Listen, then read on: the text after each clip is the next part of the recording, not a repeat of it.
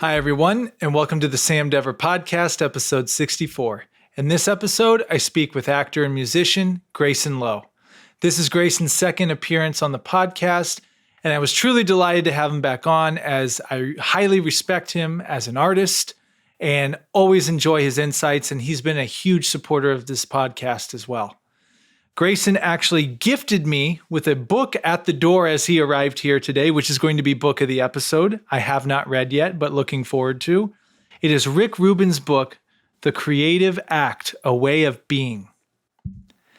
I've been really excited to read this one as Rick Rubin is just a beyond genius of a creative. I've always enjoyed listening to his interviews, philosophies, and checking out his work. So thank you, Grayson, for this book. Again, it's Rick Rubin, The Creative Act, A Way of Being. If you want to follow the podcast to listen to it, please follow us on Spotify or Apple Podcasts. If you want to watch the podcast, subscribe to our YouTube channel at youtube.com/@thesamdeverpodcast. Here's my conversation with Grayson. Grayson Low, welcome to the Sam Dever Podcast again. Thank you, Sam. I'm happy to be here. I'm happy to have you, man. Actually, the last conversation we had, I got a lot of great feedback from that one. Yeah? Yeah, a lot of people tuned in and listened to that. And actually, one particular person really took to heart the art of being present. Because we both talked about our injuries. Yes, we did. So we got that conversation out of the way. We don't have to revisit that. We have some more uplifting things. Yeah, hopefully. To talk about. But first of all, you gifted me with a book before you even were fully in the apartment here. I did. I had to. This has been on my list. You gave me Rick Rubin's book, The Creative Act, A Way of Being. Dude. Yeah, dude. And then, like Thank I said, you. coffee stains and all. Even better. That's how you shows know. That it shows that it's got it's been read. It was loved by me, and now it can be loved by you. You amped it up, and did this come into play with any of your creative projects as of late? This book, or? Yeah, I'm always kind of looking for literature about creativity because anything that supports my belief that it's not an intellectual process, that it's something that is felt more than understood, because I think that's really been my obsession lately with music in particular, is like when I started writing music again, which was during the pandemic when everything shut down and I couldn't act anymore. When I stopped judging myself and stopped judging like the outcome of whatever it was, that was when things started to happen and I started to finish songs, and I kind of became obsessed with this idea that when you let go of that expectation, or that when you stop trying to intellectualize your creativity, like magic happens. And it's in that book, it affirms that sort of that belief. Like he believes that creativity comes from an external source.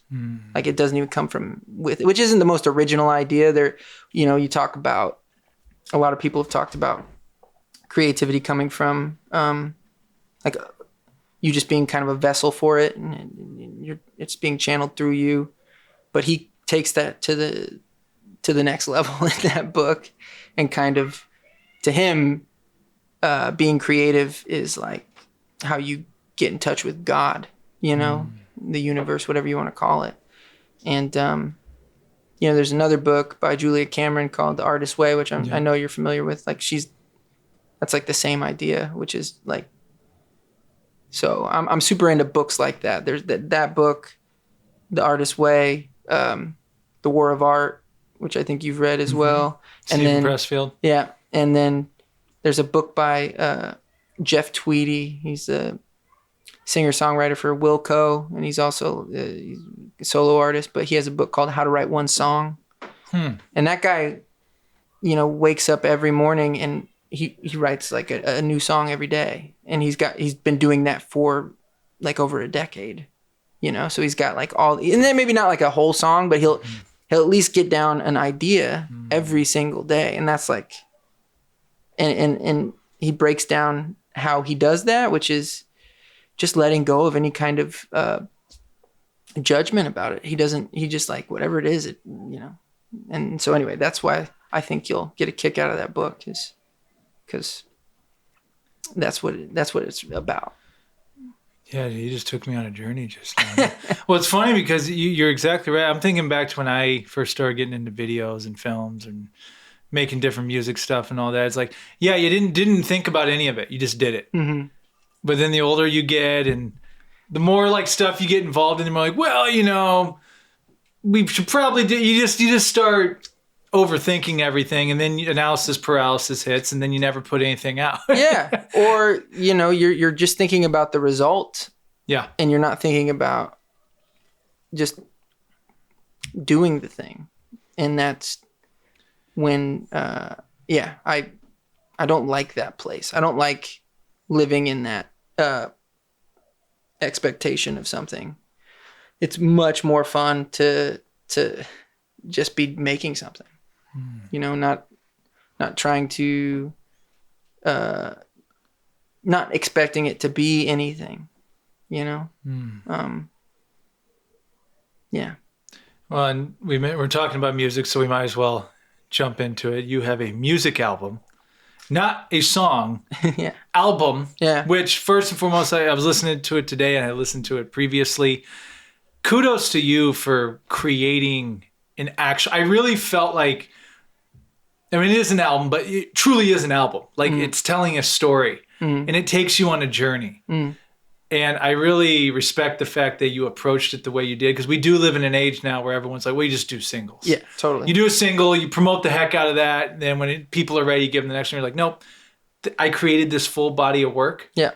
And I want you to, Taylor Gurley, who was on here, was talking about that with the appreciation to listen to a full actual album. Oh, yeah. So tell me about it. How did you come up with it? Tell me about the process. Tell me everything about it. Oh, man. It's called Lonesome Dialtones. Lonesome Dialtones. Yeah. That once again, that's like a thing that, just that those words together just came out of my subconscious. Like that's like even lyrics sometimes don't have to make sense at first. Our brains will make sense out of things. Like that's what our brains do. They make sense out of things that don't make sense. And so, anyway, that's neither here nor there. The album itself, started way back in 2020 when the world shut down and I didn't have anything to do. And I hadn't really played guitar or written any music since I moved to LA. So since before 2015. But I didn't have anything. I was bored and antsy like everybody else was, I'm sure. And I just needed to do something. I needed to create something. So I just started, I picked it up and it was slow at first. And it was, I had to kind of get used to it again. And I just started writing songs, and I wrote, and I got on this streak. Like I just once the tap started flowing, it just, I have over 500 voice memos on my phone of just song ideas that started then. And, I've continued that habit of, whenever I get an idea to just record it. And most of them never become anything, but, just getting in that habit of just creating something when it strikes me. And so I started doing that, and I discovered that I really enjoy recording music, like the process of recording. And what I did, there's a app you can get on your phone. It's called Spire. It's free, and you can do multi-track recordings on your phone with nothing but your phone. You don't need anything, like a pair of headphones, But and they sound okay. They sound pretty good. They sound better than, stuff that I was making when I was in high school on, expensive equipment at the time, It's kind of crazy. And I just kind of became obsessed with that process. And it was beautiful because I wasn't doing it for any other reason than to entertain myself, you know? And that just grew and grew and grew. And then it's always been a dream or an aspiration of mine to make an album because I love albums. I grew up listening to albums. Like when I was a kid, I was obsessed with them. You know, I was one of those kids with like a booklet of CDs, you know, and I don't know. I just wanted to do that. And so I just started to build it from there. And then in New Year's Day 2021, I got a phone call from an old friend that I grew up with. And he told me that his sister passed away. And it just, yeah, it did something to me that I can't really fully explain, but I was devastated because she was a beautiful person, like a truly just kind of like you, Sam, just like a really, really beautiful, supportive person. And at a time when I've always been a really sensitive person and a very fragile person. And at a time when I really needed support, she was there, you know? And I don't think I would have the confidence in myself that I have, you know, if it hadn't have been for her. So when I got that news, it sort of became a mission to okay, I'm going to. And then I wrote a song that ended up on the record that day. It's called Goddamn Day. And that sort of became like the heart of the album, you know, like the centerpiece of it. And I set out to do that. And I reached out to a friend of mine who's a producer. His name's Blake Blanchard. I don't know if you've met Blake. I don't know if I have. You'd love Blake. You should have him on here. He lives in LA? Yeah. Oh, okay. And I barely knew him at the time. He was dating one of my friends, and I just said, "Hey, I don't have a whole lot of money, but I want to do this thing, and I want to drive out to Colorado where I grew up and rent a cabin and invite my friends that I grew up with to come and play with me, and we would." You know, and the plan was to just make as much as we could make in just a couple of days. And that's what we did. And we drove through Arizona in the desert, and my car broke down and I had to leave it behind because it was like in the middle of nowhere, like just like maybe 100 miles from the Colorado-Arizona border. Like the Four Corners, and that's like Navajo country, and it's not even like, you know, it's not even like there was nothing there, and I had to get it towed to a junkyard, and it cost me like $600 to get it towed, and my insurance didn't cover that, so I had to take that on the chin, but I was determined to do it. So he drove his car as well, and we just drove the rest of the way in his car, and we went and made the album. And I picked up my car later on the way back. So were you able to get your car back? I was there. I was able to get it back. Works and stuff. No, it never worked again. Really, I did a lot of work to it trying to get it to work, to run again, but it just didn't work out. So I had to get rid of it. But what an incredible experience that must be. Like now that you present it in that way, and I learned the story behind it.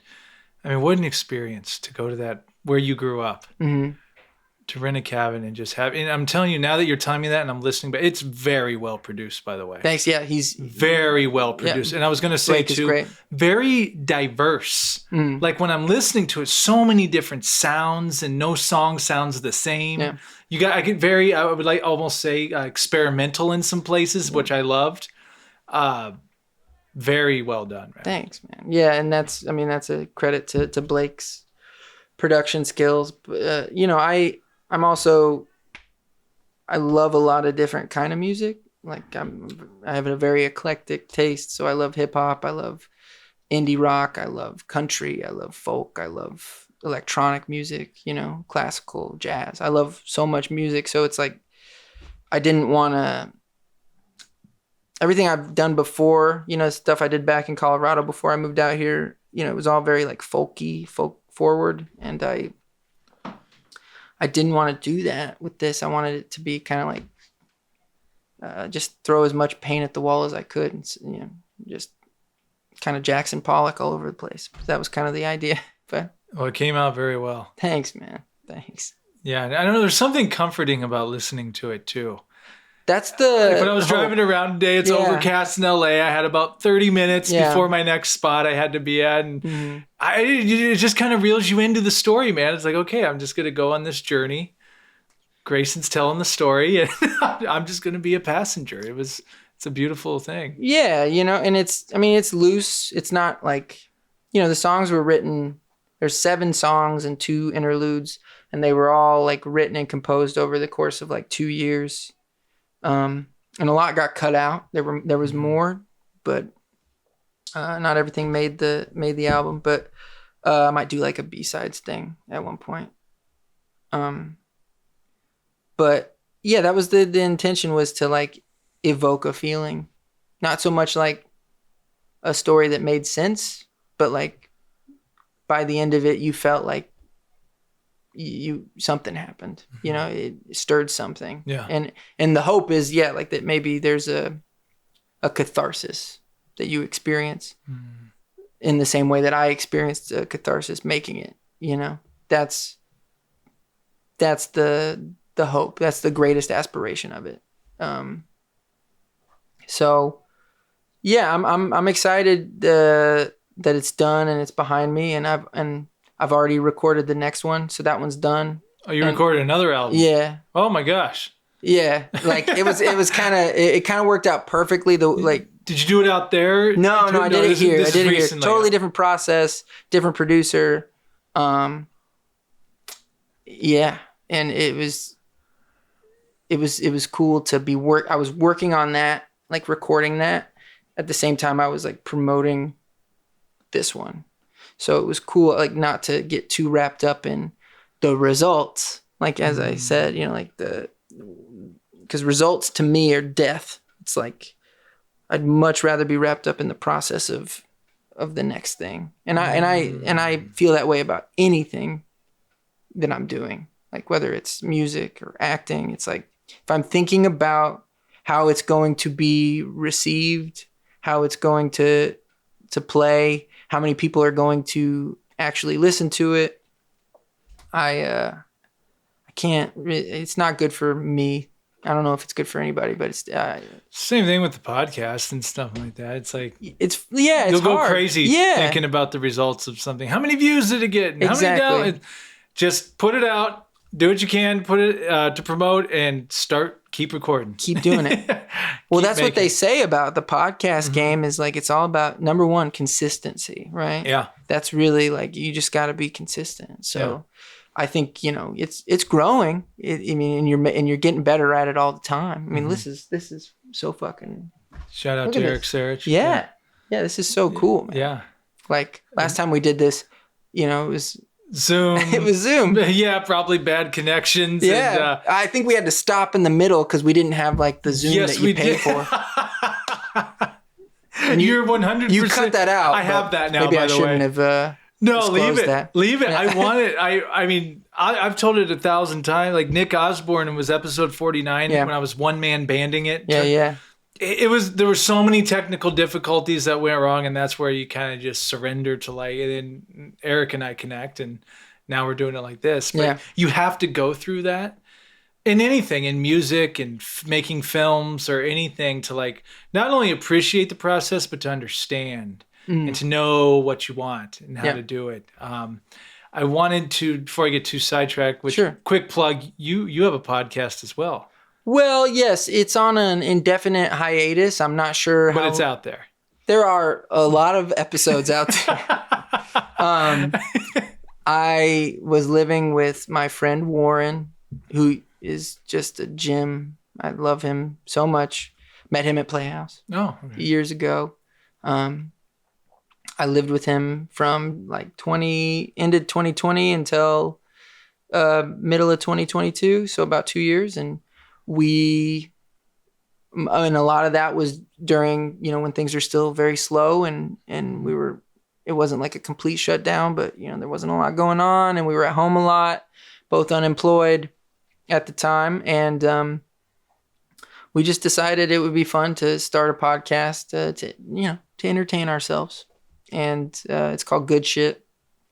And it's funny because it's Warren, who is a comedian, and it's me, who I'm a very serious guy. I'm like, I just come at everything with sincerity. It's a real problem for people who are trying to be funny, because I kind of like they'll tell a joke and it'll just die because I won't. I'll actually think about what they're saying, and Warren does it all the time, and it's kind of it's an interesting dynamic because we have two really different energies, and but we went our separate way. He moved to a different place, I moved to a different place, and it got harder to schedule, as you know. You mean with this thing, you got to schedule with somebody else every episode, but we decided to take a break, and I don't know how long it's going to be, but however long you need to take. Yeah, we'll see if it comes back or not. But it was it's a cool time capsule for like. Exactly. Like, I just love having it. It's like something to just. It's a piece of.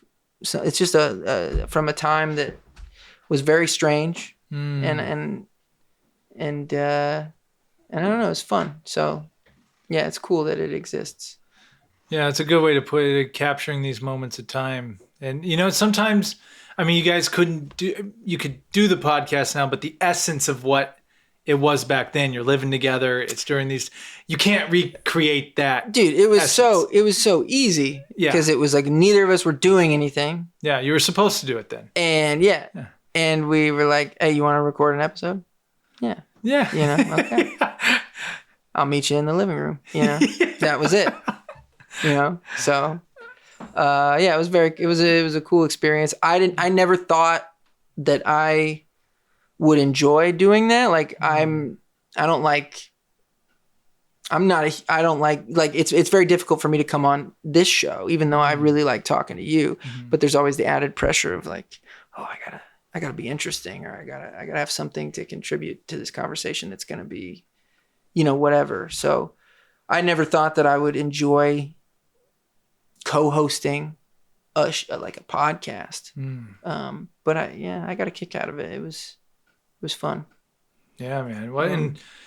And tying that back to the music, because I was going to say, like, when you created the album, it came during a time where all the acting, which we're going to get to acting, because we definitely got a project I've been waiting to talk to you about. This music's like a bonus, because I definitely want to talk about your feature film that's out there, but then this music came out, I'm like, whoa. But like, when you made the music, well, first off, when like the shutdown first happened and none of us know what's going on. So we all the artists in LA just start posting Instagram clips of monologues and all this stuff. But I remember you just posted one day just riffing on the guitar with some Ray-Bans or whatever you had on. And I'm like, holy cow, I didn't know Grayson could play guitar like that. It was really good. Oh, thanks, man. Yeah. And then I had caught and heard that, I think maybe it'd been through Eric Charles Jorgensen. Oh, yeah, Grayson's going to Colorado to work on an album. And I'm like, oh, wow. I just had no idea that you had been involved in music like that. I didn't tell anybody, when I like, nobody didn't talk about it at Playhouse. And it was because I quit. Like I just quit. I put it down. And When did you start, just for context? like playing guitar? Yeah, when like I was music 15. 15? 15. Yeah, I started. I was in bands in high school. I wanted to be the next like Maynard James Keenan. I was like super into. We were in like hard rock bands and shit. And then that evolved into I started to get into like singer-songwriter stuff. And then eventually when I was in college and I met Larissa, my fiance, we were both studying film, but she's been playing violin since she was 4. Oh wow. And she'd never played anything but classical music, and I was like, I just want to see if this works.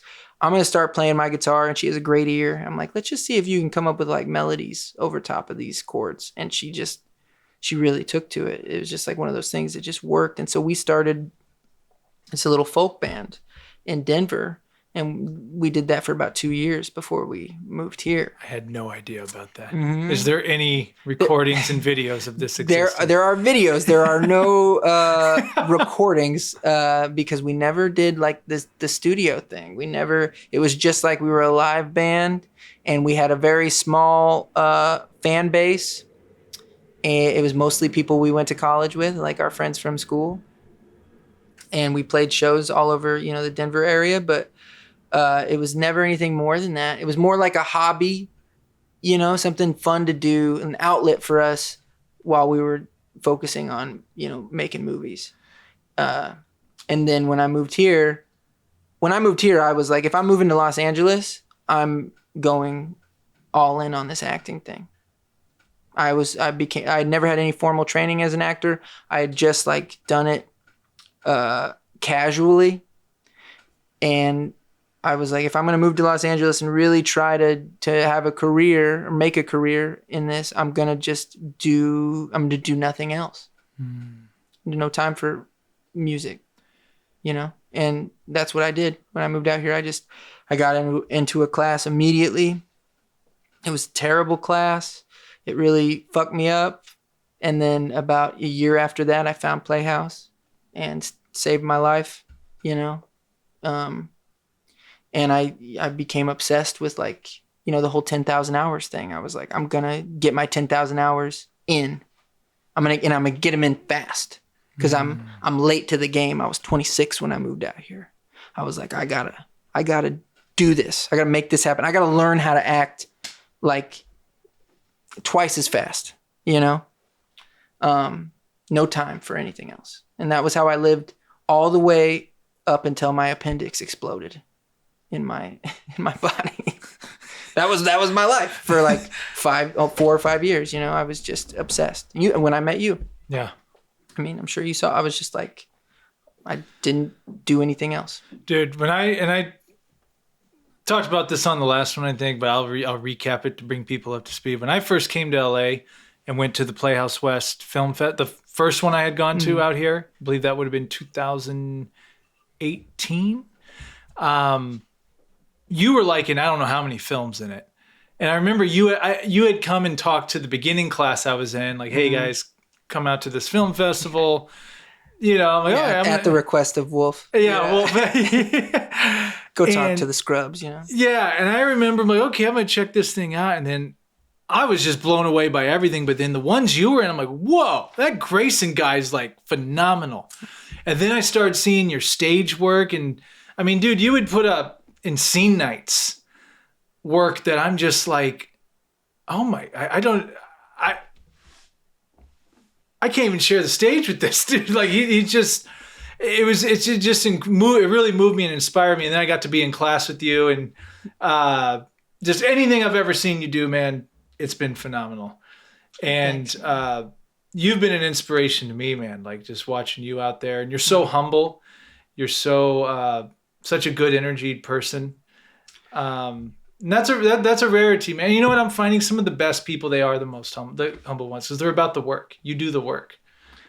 I don't know. Yeah. Thank you, man. That's very nice. I could say more about you, but I don't know. I just I don't really feel like I have a pretty bad case of imposter syndrome. I don't depending on the day, I'm either, like really happy with what I've done and what I'm doing, or I feel like a complete fraud, that's just like my shadow side, just being louder than any other part of me. But,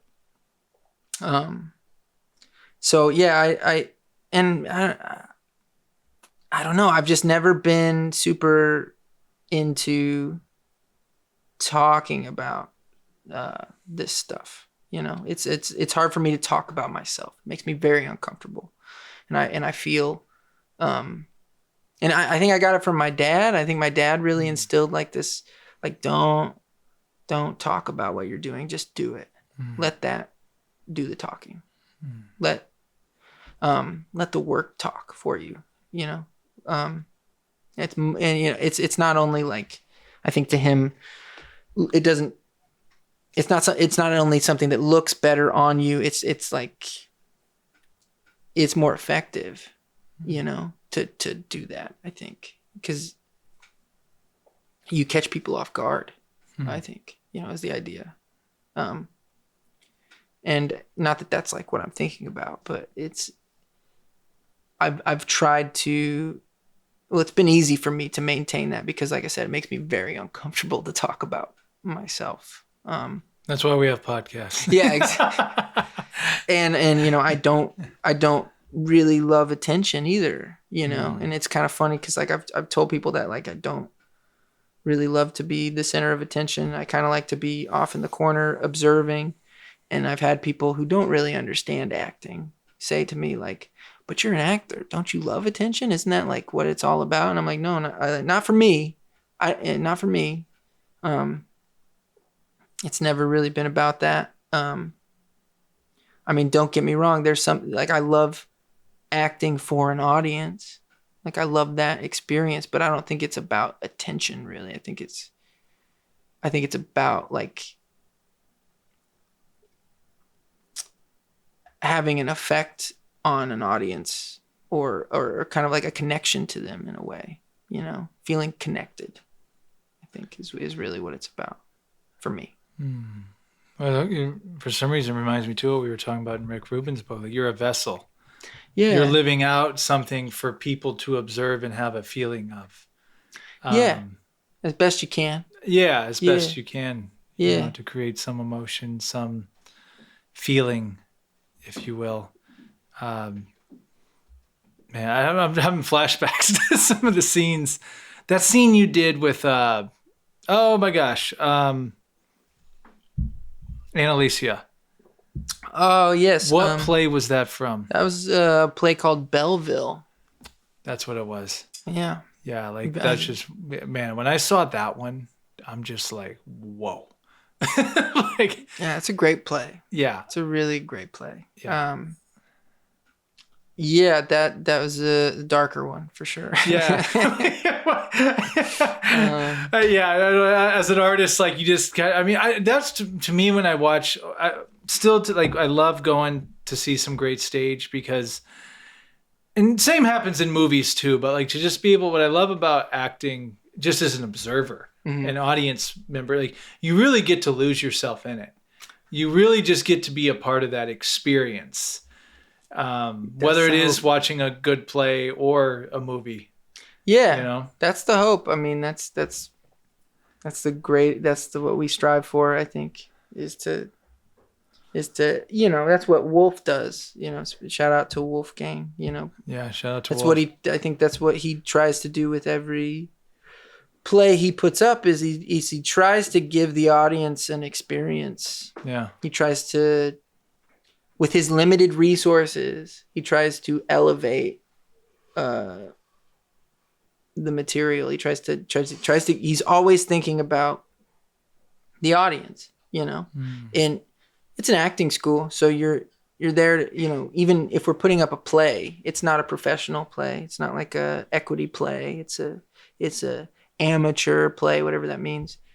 But, he's still thinking about giving the audience an experience of some kind. Like that's why I respect him so much, and I loved working with him so much, and that's why I did it so much, is because I always felt like I was something. It was never about the actors.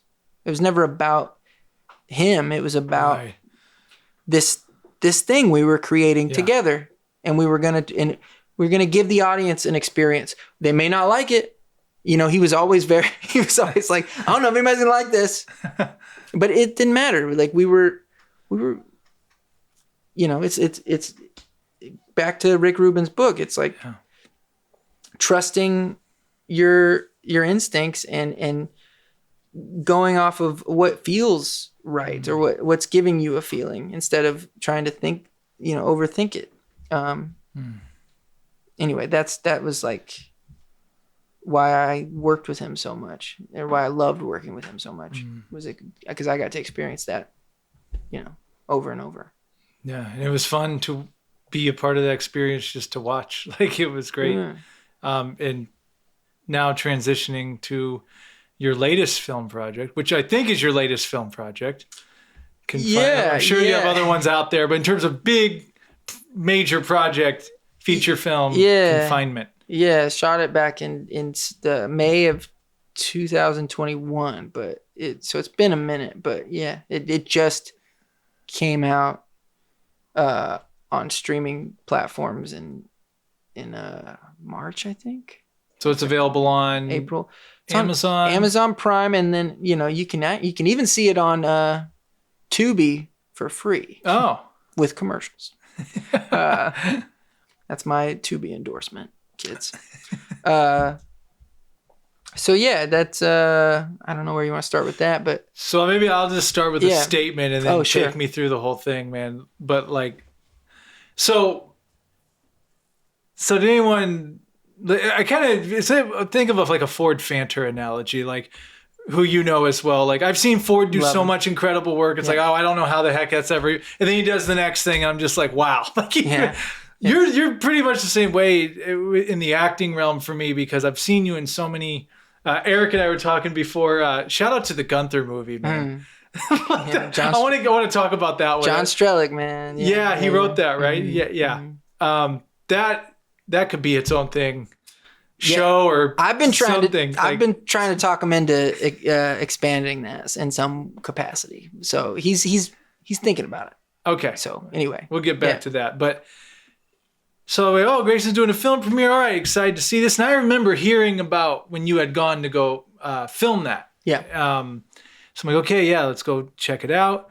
Los Feliz, that's where it was, right? The premiere. That's where you had it. Yeah, Los Feliz 3.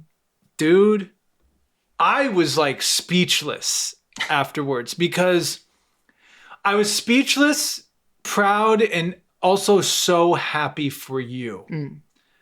Because I know as much as I know. I mean, you're telling me even more now. I know more.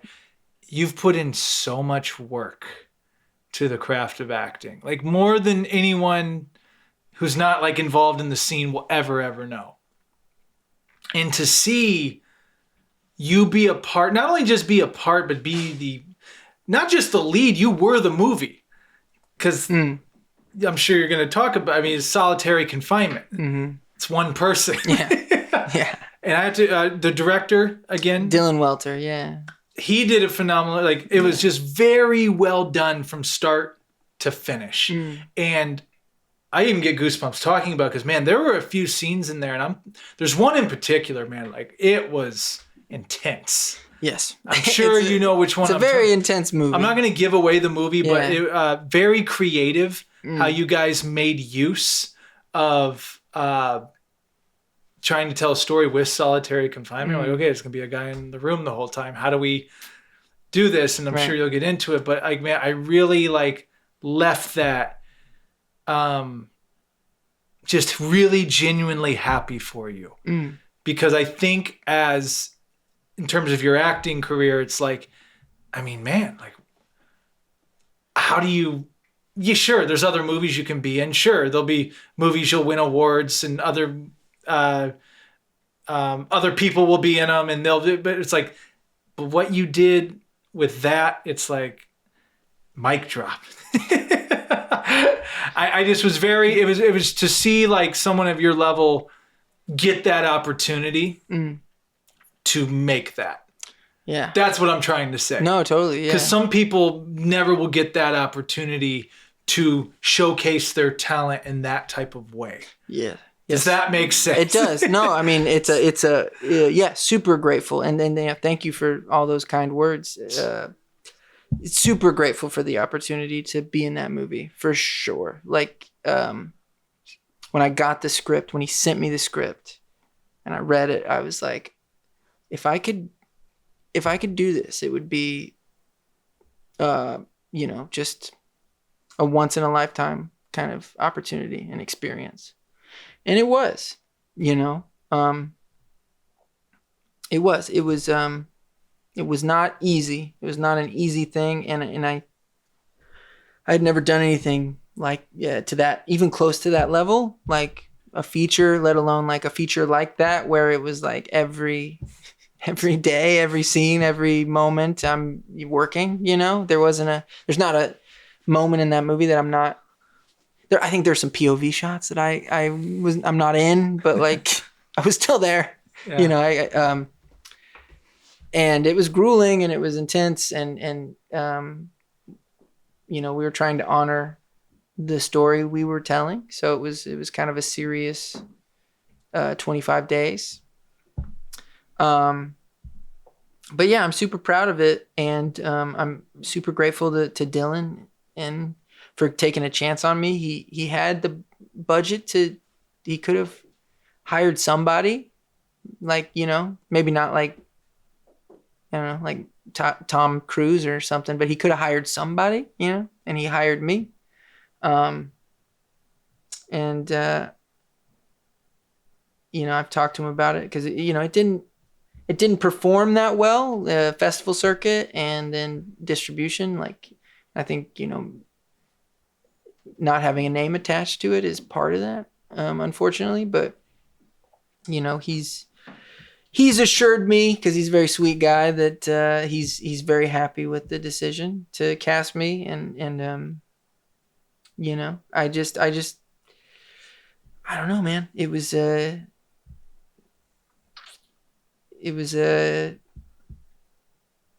like me kind of taking all the tools that I learned from Wolf, from Chris, from Robert Carnegie, from any other acting teachers I've worked with, and just kind of like just using all of them, and then at the same time getting on set in some cases and not really being prepared for it at all, because there's a lot of technical stuff we were doing that I was not prepared for, because coming from Playhouse, we don't really work on the technical side of it. It's more about finding the reality of it, right? The truth. And sometimes when you're making a movie, there's nothing real about anything. It's you're having to hit a mark that is so not real or true, but you have to sell it and convince the audience that it is. And so it was a humbling experience in that way, and a big learning experience for me, because I didn't know if I could pull it off, and we finished it, and it's out there, and about an hour of it got cut out. So there's a lot of work that I did that is never going to be seen by anybody, that I'm kind of bummed about, because some of my favorite parts of the movie got cut out, but that's just how it goes. I couldn't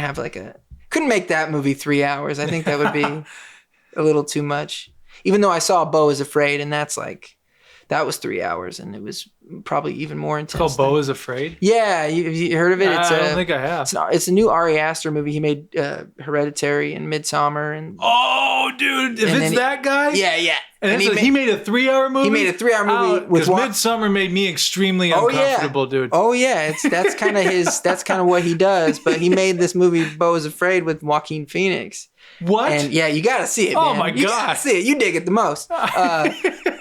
But anyway, like, that's sort of like, I didn't think that a movie that is that intense you could really sustain it for 3 hours. And then I saw that movie and I'm like, well, it works. I mean, it's not something I want to see again, but it worked while I watched it for sure. And this could have been 3 hours. The initial cut was 3 hours. So, well, and what I loved about it, and I think I told you this after, there were just so many real moments in that. Like one in particular that stood out to me was the phone, when you get the phone call time. yeah. And I really felt like that to me was one of the most strongest. All of them were strong, but that one really stood out because I really thought I was watching someone that didn't really have anyone to call. And you're calling those family members and, hey, I just want to talk. You have nothing else to do. And it really felt that way, man. It really. So I guess maybe that transitions to the question, what was that like just preparing for that mentally? Like you couldn't have been in too many happy of places, I would think. Yeah, well, you don't, if you're doing something like that and it's like you're going to prison, the movie starts on your first day in prison, right? So you've never been to prison before. So you're not preparing to be in prison. Like there's no preparation for the prison part, right? Mm-hmm. I was preparing for everything that led to that. It's like, what Wolf talks about, right. Everything that happened behind you, right? And so my preparation was my history as Chris Terrio, this guy. It was just filling out what was it like to grow up in Missouri, in a broken home and get into drugs and drop out of high school and kind of go down that path. An abusive father. A sort of a neglectful mother, that kind of thing. It was filling all that stuff out because it was like, how did I get there, right? And I don't necessarily have to understand why, but I have to have all that filled out. So that was what I mainly focused on. Leading up to. And then as soon as I got there and we started shooting, for the most part, we shot in sequence, which was super helpful. We shot, a few things we had to move around, but like for the most part, we shot from, beginning to end. So it was really easy for me to stay connected to where I was in the movie or timeline wise. And just I just kept a journal while I was there. I mean, I had a journal for the 2 months leading up to the movie. And then, I had another journal as soon as I got there and I was just constantly, scratching down whatever I was feeling, free associating all the time.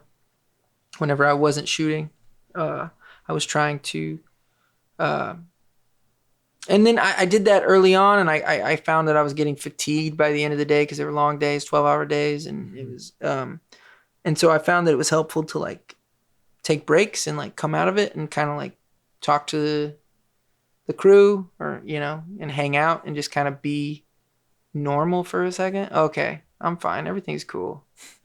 I'm not in prison. I'm not in solitary confinement.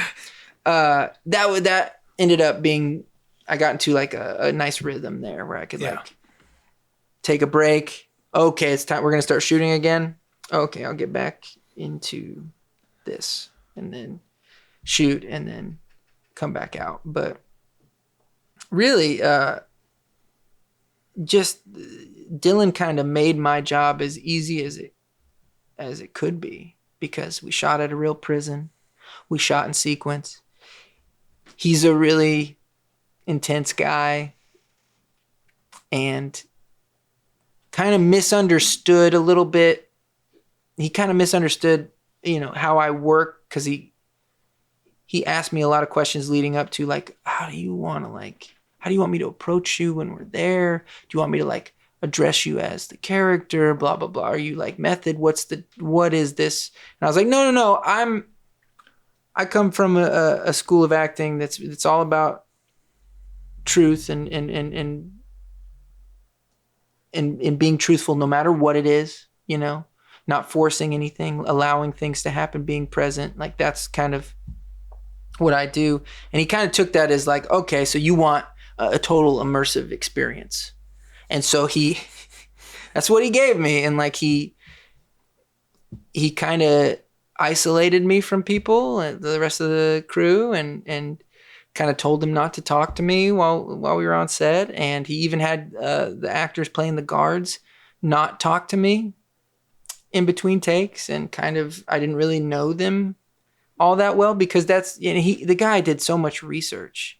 Like prison guards are instructed, you know, to not get close to prisoners. They're not meant, like, don't engage with them. It's you bring them their food, you take them to work out, you take them to the gym, you take them to the shower, whatever, you take them to the phone call.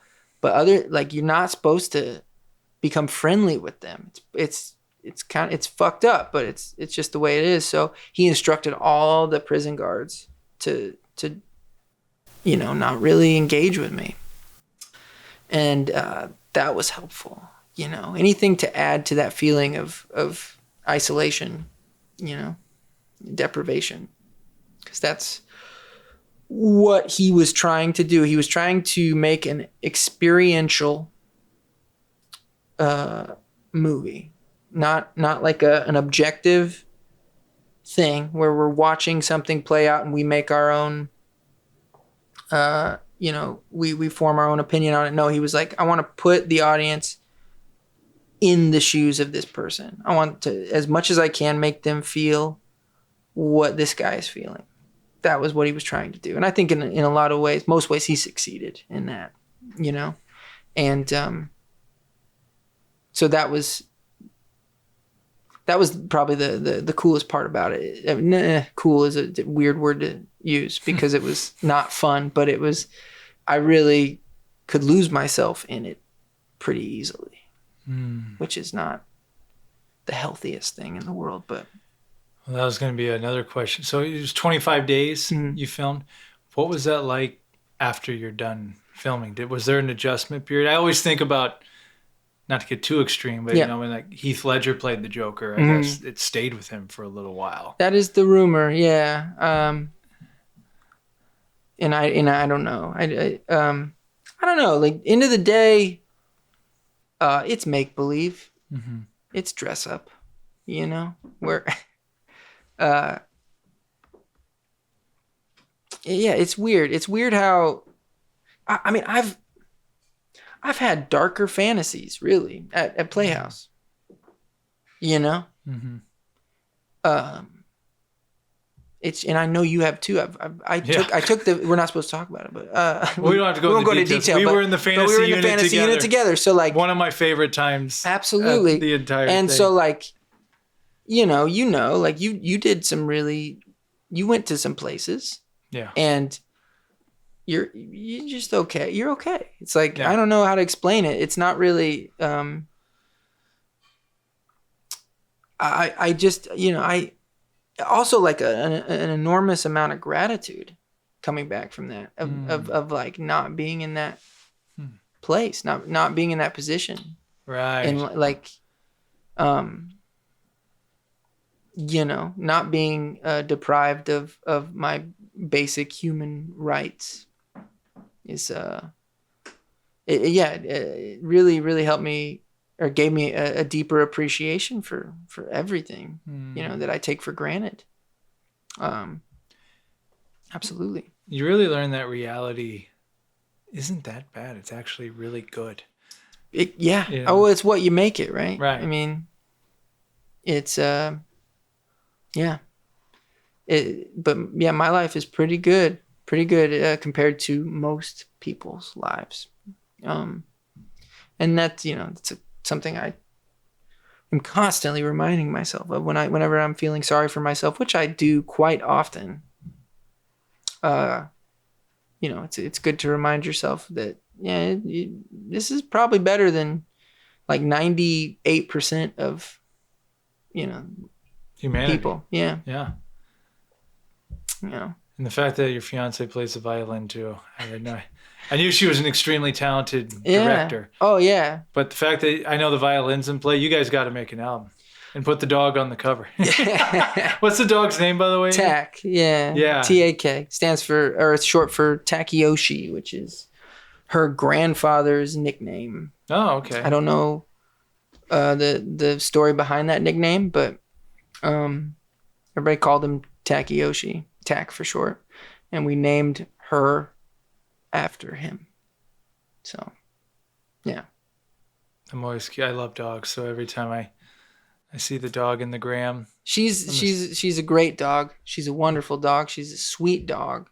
She just has really bad anxiety, and she's had it since we picked her up. Was she a rescue?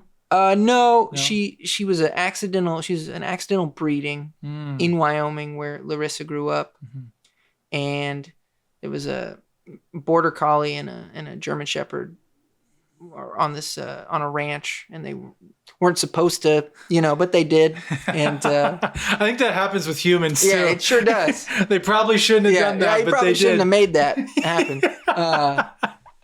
But yeah, so they were like, "Hey, we got all these puppies, and we're just giving them away because we don't, it wasn't supposed to happen." And so we were looking at rescuing, and we even had some meetings with some different places and met some dogs, and we're very much going in that direction. But then this popped up, and I don't know, it just felt right, so we went with her, and it's been. Yeah, she's amazing. I just can't. She's just really anxious, and I'm a really anxious person, and I worry that I rubbed off on her. So I don't know. We make each other anxious, maybe. Well, I don't want to get too far. So Confinement. Is there any final thoughts on that one? That experience? No, man. I appreciate you coming to screening and checking it out, and I'm really really proud of it. I always warn people if they're gonna check it out that it's a real bummer. It's a real bummer of a movie. You don't leave away feeling like good. Yeah, it's not the feel good movie of the year by any means. So there's just like. If you're gonna check it out, which I would love if people checked it out, but no, just super grateful for the experience and grateful to Dylan Welter. I mean, it's really he put so much work into that movie. How did you two connect, by the way? He went to the same film school I went to. And that was in Colorado. Yeah. Mm-hmm. Was he part of the crew because you moved out here with how many people again? There were 8 of us. 8 of you. Yeah, okay. Yeah. And then eventually there were 11 of us living in the house, but it was 8 were the first. So you knew Dylan previously. I did. He wasn't he started as I was leaving. So I kind of met him on my way out. But we were friendly enough, we knew each other and we had mutual friends, and he was looking for this, somebody to cast in this role, and we have a mutual friend, Ryan Johnson, who I think you've met. He directed, I don't know if you remember that movie, Such a Nice Car We Have. Yeah. That's a good one. That's Ryan. And he had been sending drafts of the script to Ryan for a year or so, and he was just talking about trying to cast it, and he was maybe going to do it himself because he acts as well. Oh, okay. He was like, maybe, but I don't want to my first feature to also act in it. That seems like too much. So I really want to find somebody, but I don't really. He's very particular and doesn't really. He's like, I don't know if I trust anybody. And Ryan was like, why don't you ask Grayson, see if he, let him audition, and I'm really grateful to Ryan because Dylan was like, oh, it hadn't even occurred to me to think about Grayson for this. And so then he reached out and he was like, yeah, man, if you want to, audition, here's the script and here are the sides that, and I got together with Eric and Nick Osborne. So also big shout out to them. They helped me with the initial audition, which was a lot. It was like 8 pages. And it was the scene, one of the scenes with Earl McWilliams' character, the guard who I kind of have a relation. I talk to. He was really good in that too, by the way. Yeah. He stood out too. Yeah, he's a sweet guy. Yeah. Kansas City local. But yeah, it was that one of the longer scene with him, and then the phone call with my mom. Those were the 2 audition scenes, and so it was intense, and there was like four callbacks before he finally decided to go with me. And it would be like 3 weeks in between. I wouldn't hear anything. I was like, oh, I just didn't get it. Yeah. And then he'd be like, I want to do another one. Let's do this scene. And then I'd do that one, and then I wouldn't hear from him for 3 weeks. And then he'd be like, let's do a cry test.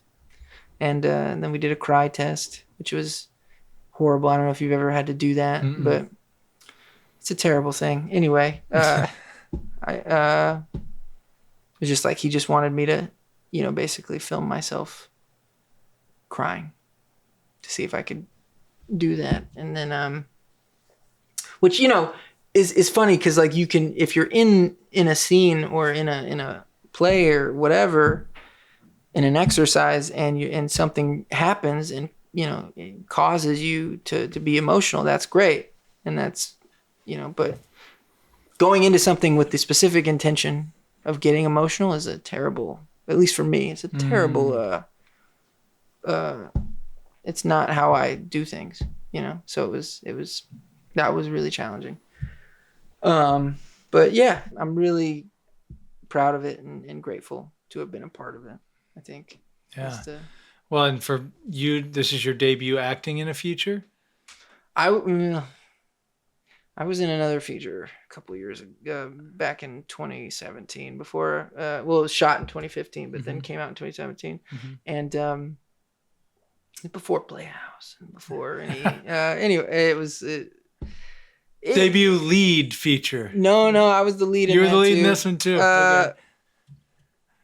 Yeah, it's out there. You can. It's called Dead Love, I think, is the title that they went with eventually. When I was working on it, it was called Song for the Living, which I thought was a way better title. And then they sold it to some distribution company, and they decided like Dead Love is a better title. But it's I'm not super. I don't want to shit talk or anything, but no, it's Confinement available now on exactly. Well, for both of you, Dylan, and you for being the some of your initial projects in the feature realm. I mean, wow, like you guys nailed it, man. Thank you, man. I gotta shout out him, Dylan, too, on that opening scene where you're with the lawyer. Yeah. A little bit of a spoiler alert, but I got a very big like Kubrick vibe. Yeah. To that because of the music, the way the camera's coming in. I didn't realize that till after I left. I'm like, oh, that was totally like Stanley Kubrick-esque. No, you're in a way, but he had different types. It was very creative, man. I really dug how. I'll start giving stuff away if I keep talking about it. I mean, he goes to prison. But yeah, I mean that's the premise. You go to prison, but just like the mural on your wall. He's an artist. He's an artist. The flashbacks, the field. Yeah, that was inspired. Great musical selections too. Oh yeah, very good musical. Great selections. Score. Score. There you go. Great score, and just he had a vision. It's so nice to work with. It's when you work with a director who has a vision, it's everything. That's amazing. Like it's, I always go back to Wolf. Like that's working with a guy who has a vision. It's like it's the best possible situation for an actor is to work with somebody who knows what they want. For me, anyway. And Dylan knew. I mean, Dylan. It's funny you mentioned Kubrick because like he's very Kubrickian in his approach to everything, and I mean like it's so formal and. I mean, there were shots that he was giving me and, he was telling me exactly what to do with my face. You know what I mean? Which goes against everything that I've been trained to do. And this is what I talk about. Like what I was saying earlier is like, I wasn't prepared for some of these things because, you know, there were certain shots that he had in mind, and it was like as specific as like, hey, move your eyebrow like a little bit up, if you could, just like a little bit. You know what I mean? Just like, no, too much or whatever. Or like say it just like this, you know? Which in retrospect, I don't know. Like they're just different. There's more than one way to skin a cat, and that's how he did it. And I've heard about Hitchcock and Kubrick, like being that specific with their you know, when they work with actors. It's like, do this at this moment because I have this vision, I have this idea. This is what it's going to look like, and you have to do this exactly like this. Why? Because I said so. You know. I hear Tarantino. I don't know if he's like that in terms of doing it a certain way, but I know on dialogue, like he's strict. Oh yeah, very strict. Like, yeah, and like I've watched him, and he's like, "It's my movie." Yeah, he's like, "I wrote this dialogue to be said. I don't want it said any other way." And honestly, like, what a gift that is. I think. I mean, I don't like. I think it's much better than the alternative, which is to be working with somebody who doesn't really know what they want. Right? I mean, don't get me wrong. I've had more fun making other movies that were a little looser and like, you know, where the director knew what they wanted, but they also were like, hey, let's play. Let's see what happens. Let's make discoveries. That's a great way to do it too. I love doing it that way. That's the funnest way to do it for sure. But, you know, end of the day, looking back on that experience in that movie, it's like, oh, he had a vision and I was there to help him bring it to life, make it real. I don't know. And I wouldn't trade it for anything, you know, his movie. Well, and not learning the backstory to how you two connected. And I think we talked on the last one too, but you have a very good network of creators around you. I'm very lucky. Could you talk a little bit about that? Because I think that's very pivotal because people talk about finding your creative family and but like with you, like you're one camp, the Colorado camp, like where I'm like, oh no, they put out work. Like, well, yeah. It's not just like ideas. Like no, they have several bodies of work that you can see from every single one of them that they put out. But a lot of times you guys are collaborating with each other. And could you talk a little bit about that? Yeah, we used to. When we lived together, we were very active. Not so much anymore. I mean, everybody's kind of gone their own way and they're doing their own thing. And some people are still, you know, making movies, and some of them have moved on from that, and some of them have their own, you know, businesses that some of them are, you know, making, you know, big stuff, working on big shows. But yeah, we had a streak there for a while, where we were, you know, very prolific. We were doing a lot. And that was like, you met me around that when in the middle of that. So right. But I was talking to Gabe Greer about this the other night when he was asking me about that, about our group and what where we were now. And, yeah, slowed down significantly because when you're not living, you know, we're all over the place, but, no, very, very, very fortunate to have moved out here with the people I moved out here with. And, you know, just, there was a time when it was just like, we were all just so, enthusiastic and excited. And, we all just wanted to make stuff. And, it was a beautiful time in my life. And I look back on it as you know, definitely one of the best times of my life was living in that house and making those short films with those people. So yeah, I mean, and my network expanded significantly when I went to Playhouse West, because I've met so many people there, yourself included. Like, so yeah, I've just been very lucky to have met so many people that I don't know, I've gotten to make things with them. And I don't know why, I don't know how that happened. Actually, I do know exactly how it happened. Larissa. She brought everybody together. And I just happened to be, I've just been dating her since, 2013. And I just got to, one of the benefits of being her partner was, I was brought into the fold, and I was put in a lot of films. Yeah, honestly, man, like, cause I'm not the kind of person, I don't put myself out there really. Like, I got really lucky. I got really, really lucky. And I'm super happy with everything that we made when we were all living together. Super cool. Yeah.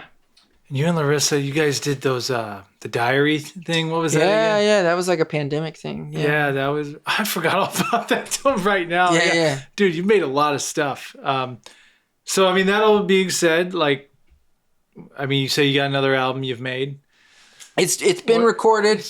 It's being mixed at the moment, and I'm trying to figure out when I should drop it, because I don't want to wait.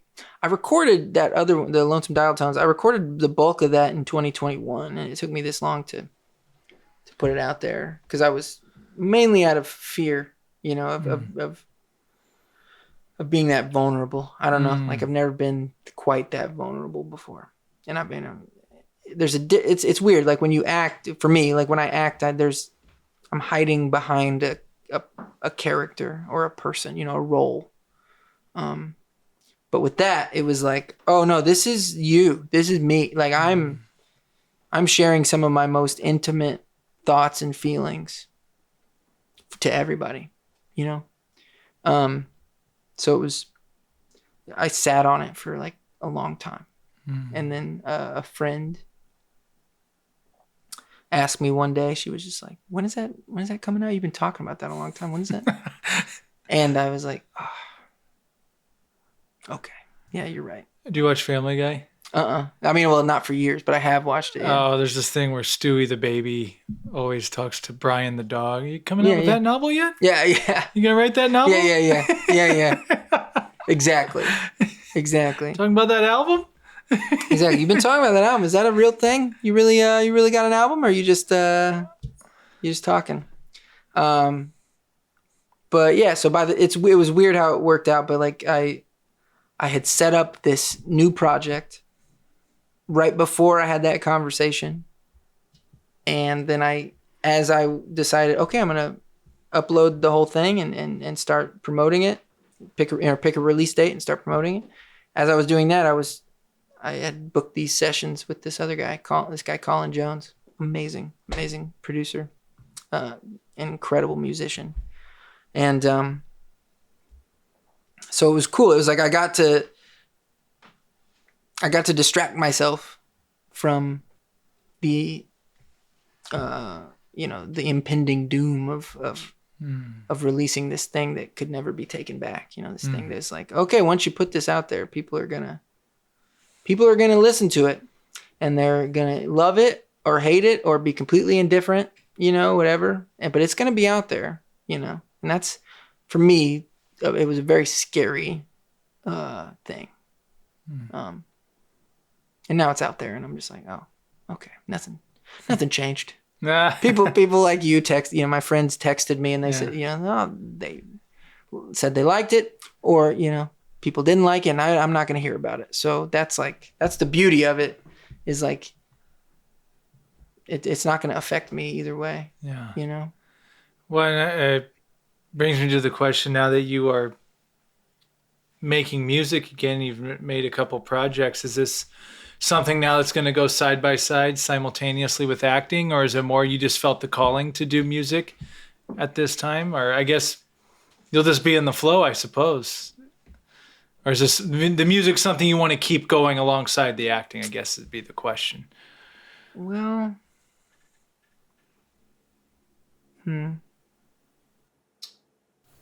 yeah, that's something that I've been grappling with a lot in the past year or so. I hesitate to make any statements that I mean, I don't know. I've been sort of like the music thing and then the acting thing. I've been, side by side, and it's really come down to like, because I hate being pulled into different directions. I hate like feeling like I'm not giving enough attention to the one thing because I have so much attention on the other.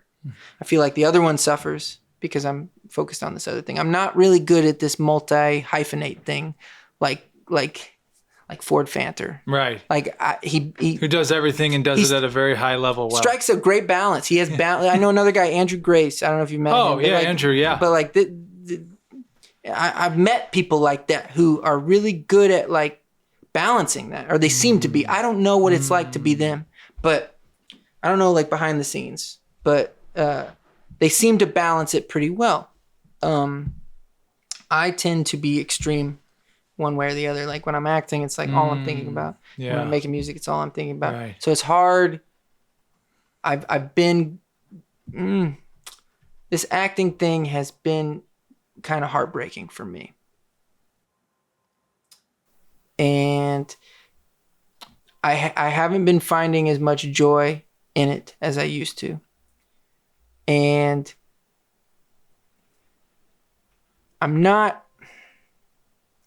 don't know what I'm going to do yet. And it's I don't know, it's crazy that I'm saying this out loud on this thing that's going to be broadcast, but I don't know, man. I might step back from acting. I might do that for a while. And when I say that, I don't mean like stop acting, because I love I love the act of it. I love doing it. And if somebody like John Strelick were to come to me and be like, hey, I wrote this script, it's got the Gunther sequel right here, let's do it. Or, in fact, John wrote a script that he wants to do with Ford and I. It's like a little 10-minute short he wants to make with me and Ford. Something like that. I might, or if Wolf calls me and says, I got this play I want to do, But I think I'm not so sure I want to actively pursue it as a career anymore. And you're the first, besides Larissa, you're like the first person I've said that to. But I don't know. You make me want to be honest, Sam. You're turning me into an honest man. I feel like when Michael Jordan first announced that he was retiring from the game of basketball. Oh, God. No, man, no. I appreciate. It's just, look. I've been told by a lot of really smart people throughout my time here doing this thing that if you don't love this thing, if you don't really love it, don't fucking do it. Don't, because it's hard. It's so hard. And if you don't love it, then don't do it, because that's the only thing that's going to sustain you throughout like all the disappointment, all the rejection, all the waiting for something to happen. Not that you should be waiting, but you know what I mean? Like just like trying to make something happen and then nothing happening. And I don't mean nothing. That sounds so like I said, I'm super great. Like we just talked about a feature film I worked on, and I did that, and that was fucking great, and I loved it, and I did it, and there's nothing. It's a real thing that exists out there in the world, and I'm super proud of it, and I'm happy that I got to be a part of it. But, I find myself getting a text from my agent saying you got an audition, and that feeling like a burden. Like, that text is not exciting to me. It stresses me out. I usually am not connected to the material because I'm a non-union actor with an agent who's doesn't have a whole lot of clout here, and they're doing their best. God bless them. They're very nice people. But I get that text, and instead of being like, oh, right, this is an opportunity to act. Oh my God. I go, fuck, I don't want to do that. And that's a problem, I think. I think that's a problem. And so I've really been, and it's hard. It's a hard thing to talk about. It's a hard thing to say out loud because it makes me feel like I've wasted so much time. If I decide to really, really take the leap and just be like, I think it's over, which I haven't made that decision, but I'm certainly considering it. And then it would be like full-time music, because that's the thing is like with music, something's happening every day, you know? Right. And it's all something like I'll write a song, or I'll have an idea for a song, or I'll come up with a vocal melody, or a chord progression, or just an idea, a lyric, whatever it is. And I get that, I can make that happen almost every day if I just open myself up to it. With acting, it's like, okay, I'm in a class. I have a scene partner. We're gonna meet up. We're gonna do this, and then we're gonna work on this scene, and then we're gonna put it up, and then for about 10 minutes when I'm in class and I'm putting up the scene, I feel amazing. I feel alive. It's incredible. But there's a lot of time in between that it's like pulling teeth to me at this point. And it wasn't always like that. When I was at Playhouse, when I met you, you know, I loved it. I loved every aspect of it. I loved getting a new scene. I loved digging into it. I loved, doing script analysis. I loved doing, exercises into section work. And I loved doing exercises in class to kind of, I loved the Spoon Rivers. I loved all of it. I loved the fantasies. I loved then like applying, those tools to the work and figuring out how to like go deeper and do all this. And I just don't have that same mojo for it, And I'm sorry, this is. I hope this didn't get too weird because you were just like, we were just talking about acting for so long, but man, this is a safe space, man. Say whatever you want. Like, it's real. Cause I think, and just to interject for a second, this has been a common theme on this podcast. Cause a lot of actors and stuff, and I'll just speak personally. I mean, so first and foremost, like someone that sees Confinement from somewhere in middle America where I'm from and it's just, they don't know, like they're thinking you've made it here, you're living in a big house. Right. He's made it. He's on all these streaming services. Right. The reality I've seen out here, and you're right, because I've heard the same exact thing. If you can find money doing something, I think Bobby Schlasky said it when he was on here, and he's a guy that works a lot and does a lot. He's fucking great. He's phenomenal. I love his work, man. But if you don't love like every aspect of this and you can make money doing other stuff, you probably have a little more peace of mind. And like I'll say this over and over again, but it just blows my mind, like the level, and you being one of those people out here, of people I have seen with my own two eyes, live and on film. And know that it doesn't matter how great you can be at this, you still may never get a chance. a true chance. That's why I said earlier, I was so happy to see you get that opportunity with that. Because there's a lot of people that are at that high skill level like you. They're never even going to get to do that.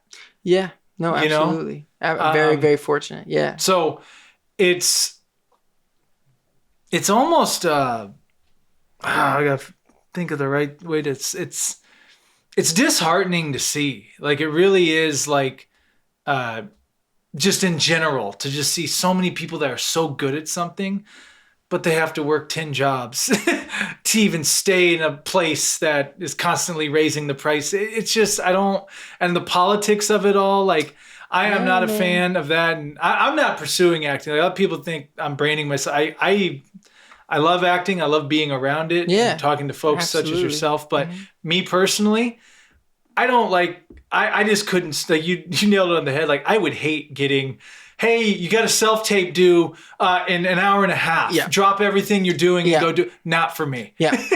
And that's just me. I don't want to live like that. Yeah. No, it should be exciting. Right. Right? It should be like, oh, here's another opportunity to do what I love to do. And it's just not that for me. And I feel, I'm turning in these auditions for my agent that are, like, to me, like, the standard that I hold for myself, that was instilled in me. Like, it's not, it's doo-doo, it's shit. It's not. And it's because I'm like, I just have to turn this in. They're going to drop me if I don't turn this in. I got to give them something. And, cause that's how it works, they get you an audition, you turn it in. At least I don't know how other that's what I hear. Yeah. Agencies work, but mine's pretty strict about this. And so it's just and it's the thing is, man, I've been out here 8 years, which is, some people have been out here way longer, but like, I'm not even in the union, man. I'm not even like, I've never even been in a room to audition for a TV show or like a movie. Like, the only reason I got Confinement is because I knew a guy from way back when. That's it. That's the only reason. You know what I mean? Which, like, I haven't even been able to, like, break into the outermost layer of this shit. I'm still on the outside. And I'm not saying that I'm not, like, gonna feel sorry for myself, start a pity party here. It's not like I'm like, oh, poor pitiful me, I can't break into the entertainment industry. No, it's just like, at the end of the day, is this bringing me enough joy on a daily basis to keep doing it, to keep trying to break in, and I don't know. I don't think so. And that's the thing I'm having to come to terms with. It's been so painful these last couple of months. I haven't, I've been pretty depressed about it because it feels wrong. It feels wrong to even be thinking this, to be considering this. But I'm just trying to be honest with myself. I'm trying to be true to myself. And that sometimes can be very painful, I think. And yeah, and I haven't, like, officially, maybe by the time this comes out, this will be something that my agent knows about, and my, like, well, if you need anything edited, we'll have a few weeks. I appreciate it. But, it's like, I have to have that conversation with them. I have to say, hey, it'll be fine. I have to have that conversation with, like, people like Wolf, people like, which, I think people like Eric. Oh my God, how do I tell that guy? And that's a perfect example. Eric Jorgensen, who we both, dear friend of both of ours. Yep. Like, and I've worked with him extensively. I did winning streak. Shout out to the winning streak. Yeah. Yes. That guy loves it. There is no doubt. He is an actor. He loves it. Mm-hmm. He loves every aspect of it deeply. If I went over and knocked on his door right now, haven't seen him in a couple of months, or I briefly saw him the other day. Let's do a first read. I'd be like, hey, man, you want to do something right now? You want to do some repetition? You want to do an exercise? Drop whatever he's doing. Say no more. Come in. Dinner's cooking. Exactly. We'll eat later. I already got the coffee brewed. Let's go. That's him, right? Yeah. If you did that, if you came to my house and knocked on my door and asked me to do that, I would say you can come in and play video games. You can come in and like we can chill, but like no, I'm not doing that. I didn't like doing that when I had to do that for homework. Don't get me wrong, valuable, incredibly valuable to do those exercises and do repetition and do doors and activities for days and days and days. For it's like I see the value in it, but I never enjoyed it really that much. It was a stepping stone. I was trying to figure some shit out. But for him, man, not any like an audience of 1, an audience of 0.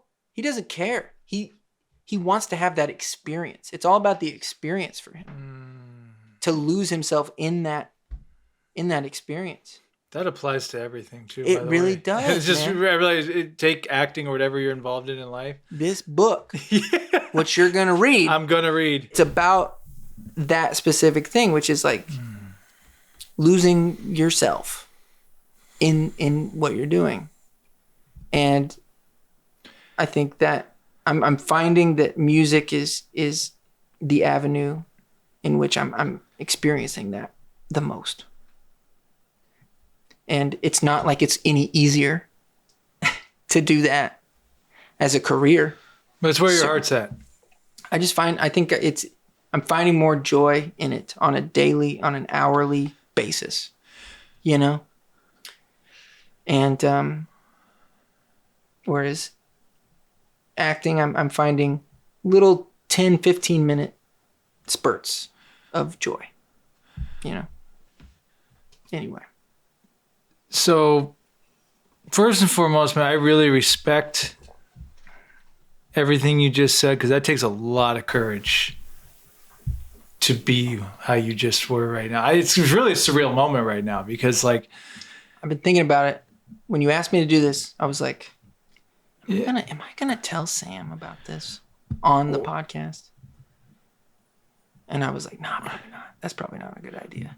And I don't know. It just happened. I just had a moment. Well, you asked me the right question, and I just feel like if I come on, this podcast seems to be about one thing more than anything, and that's peeling back like the layers of a person and really getting to the heart of what makes that person tick. Like it's why I enjoy watching and listening to it so much. Is it's beyond just like a good conversation. It's like you're really, really getting to discover something about somebody in a way that is really beautiful, man. It's like that, and there are a lot of podcasts that are talk shows. You think about like the most popular one in the world is Joe Rogan, but it's like this is like Joe Rogan, but without all the like the supplements and the talk, Until we get the sparkling water sponsorship. And so I don't know. I thought about that. I was like, man, if it comes up, maybe I'll just say it. So, well, and I feel like there's this, the stereotypical thing I could say to you. Oh, but Grayson, you're so great at it. Keep going. Right. But it's like, first and and I'm going to throw back some advice you had given me right out on that balcony. I remember when I was starting to hobble around a little bit. Mm-hmm. I remember when Eric was moving to the apartment next door, you were helping move his couch out. And you and I like caught a moment to catch up a little bit. And you asked me like, obviously I wasn't doing any acting of any kind. And you told me something. I've actually told people what you've told me. You're like, hey man, the beauty of acting is you're always working on it. Your humanity. So yeah, maybe it's fine to take a break. To step away. It's not that, you can do this your entire life. That's the thing with acting. Yeah. You could take a 5-year break. Yeah. Daniel Day-Lewis took like a 5-year break from in between his movies and like went and made shoes for 5 years or whatever. Yeah. You know, and it's just like, it's okay. And I think it takes a lot of courage because and I do the same thing with stuff. Is like I was talking to somebody, like our egos create these identities for us. And once you create this identity, like, well, anything that threatens this identity that I've created and showcased to people, I got to keep this going. But what happens is you keep it going, but you're miserable. Yeah. Oh, yeah. And it's like, you know, if you are going to be more happy, like, I don't want to do this shit anymore. Like, I don't want to do these random auditions. And look, if the right opportunity comes my way, of course you'll do it. Yeah. Someone comes to you with a feature again and said, hey man, we want you to play the part. Well, fuck yeah. Like, but at the same time, you got to live your life and you got to figure out what you want in life and what makes you happy. And if music's making you happy, and you're really great at that too. Thanks, man. No, it's not like you're just starting out now. Like you're really great at that. So man, go with your heart, man. Do what you want. It will all be okay. I really appreciate you saying that. And it's important to hear because I think I get in this headspace of like, this decision is permanent. This is a huge pivotal moment. And it has to be like, I'm so extreme. I'm such an extreme person. So it's like, if you don't want to act anymore, that means you're done. You're not an actor anymore. And that's not true. I was talking to Blake, the guy who produced the record this morning. And he said something similar to what you just said, which is like, hey man, you don't have to like quit forever. Right. Just take a break. You can just like, maybe it'd be good for you to take a break. Year. Yeah. Sabbatical. Whatever. Yeah. So yeah, I think that's a good place to leave that. Like, I don't know. Sure. I just have these feelings, and if I ignored them, I think it would be wrong. I think it would be wrong to ignore this feeling that I have, you know? Well, thank you for your honesty, and thank you for the sincere words about the podcast. I love it, man. I love this podcast. You just solved a problem for me, by the way. What's that? Figuring out what this podcast is about. You worded it beautifully. Yeah, because as I go forward and like, what am I even doing? Well, it's so cool, man, because it's like you are without a doubt one of the kindest, most supportive, genuinely just genuine people I've ever met, like truly. And I've met a lot of really great people, and you're in the top tier of like you're upper echelon of that, and this podcast kind of gives the people who listen to it just a glimpse in the way you see people. You love people, you love things. When you tell me you like the shit that I've done, I know you're not lying to me. You're not blowing smoke up my ass. You really fucking loved it, and that's fucking awesome. And this podcast, I think, gives people just like a glimpse, just a glimpse of that. I get to feel what it's like to see the world through your eyes for a second. And it makes me feel really good. Like I feel a little more optimistic about everything, you know? And I don't know, man. I think just keep on cranking them out. Consistency, right? Like consistency. It's going to catch on, you know? I really do believe that. It's going to continue to grow.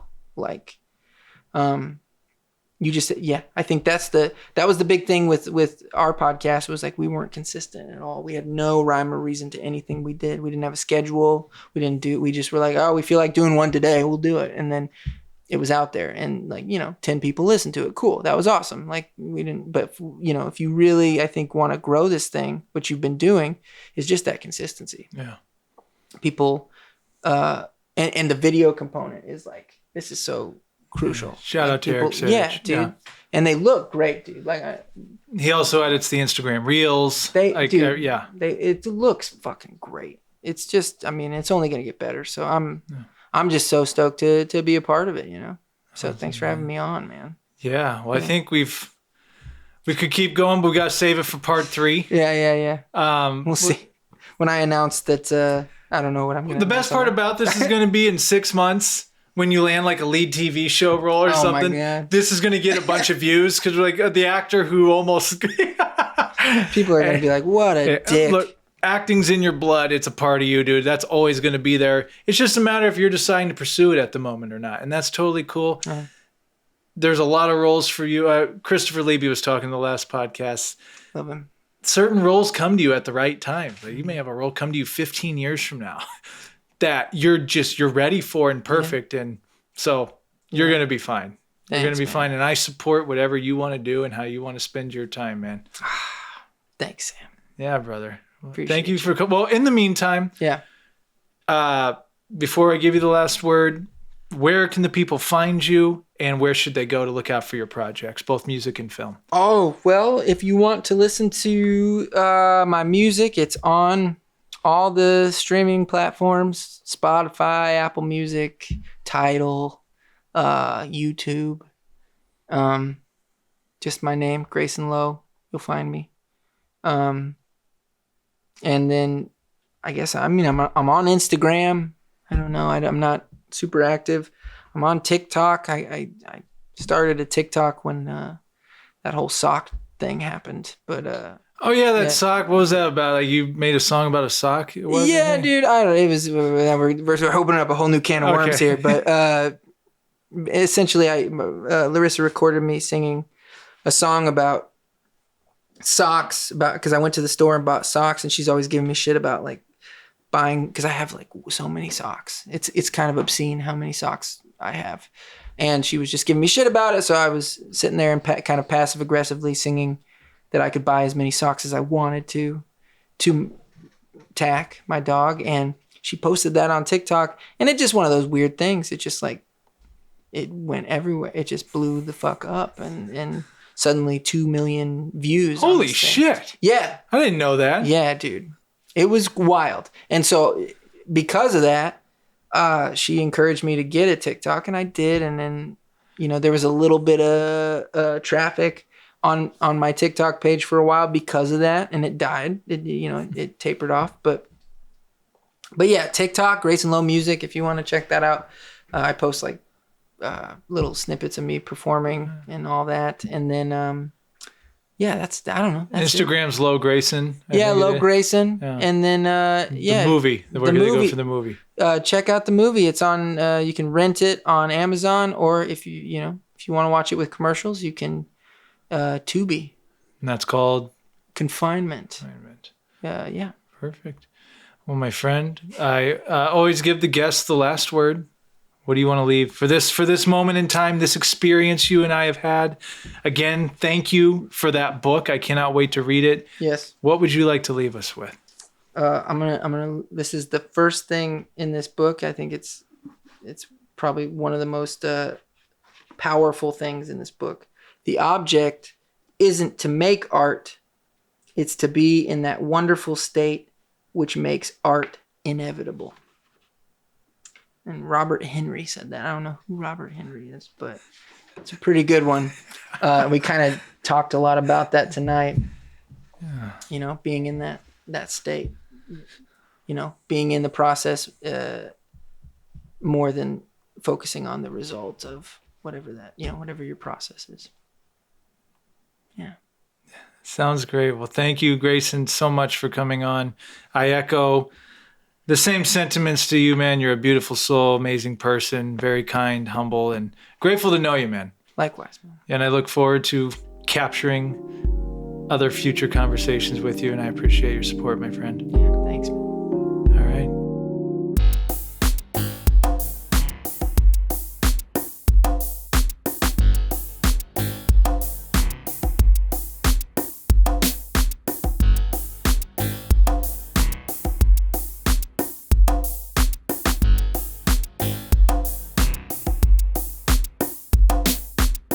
Hey everyone, thanks for checking out the Sam Dever podcast.